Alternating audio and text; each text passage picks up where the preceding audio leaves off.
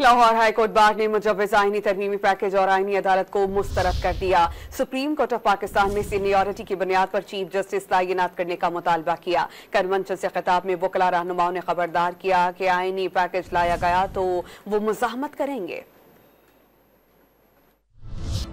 लाहौर में high court bar के वकला की जानिब से कन्वेंशन का इनेकाद किया गया। कन्वेंशन के इख्तिताम पर जारी एलामिया में दो टोक कहा गया कि वकला नाम नेहाद आईनी पैकेज को सख्ती से मुस्तरद करते हैं। सुप्रीम कोर्ट में सीनियरिटी की बुनियाद पर चीफ जस्टिस तैनात किया जाए। एलामिया में मुतालबा किया गया कि जस्टिस सैयद मंसूर अली शाह को चीफ जस्टिस तैनाती का नोटिफिकेशन जारी किया जाए। इससे कबल खिताब में बैरिस्टर अली जफर ने वाज़ेह किया कि वो आईनी पैकेज लाने की इजाजत नहीं देंगे।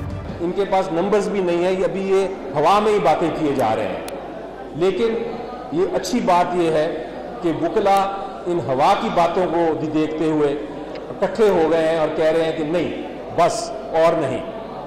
और यही मेरा मैसेज होगा आपको, मंतक से, दलाइल से अपनी सोसाइटी को अपने साथ करें, उनको बताएं कि ये कितना बड़ा नुकसान होने जा रहा है और इस नुकसान को हम कभी किसी सूरत में मंजूर नहीं करेंगे। सीनियर वकील हामिद खान ने आईनी पैकेज को हुकूमत की बदनीयती करार दिया। ये जो कॉन्स्टिट्यूशनल पैकेज के नाम पर इस मौजूदा हुकूमत ने अदलिया पर शक को मारने की कोशिश की है, हम उसकी पुरजोर मजम्मत करते हैं।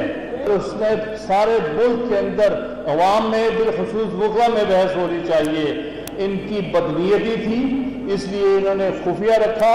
अब जब वो खुफिया खत्म हुआ, लोगों के सामने आया, तो उनकी बदनीयती वाज़ेह हो गई।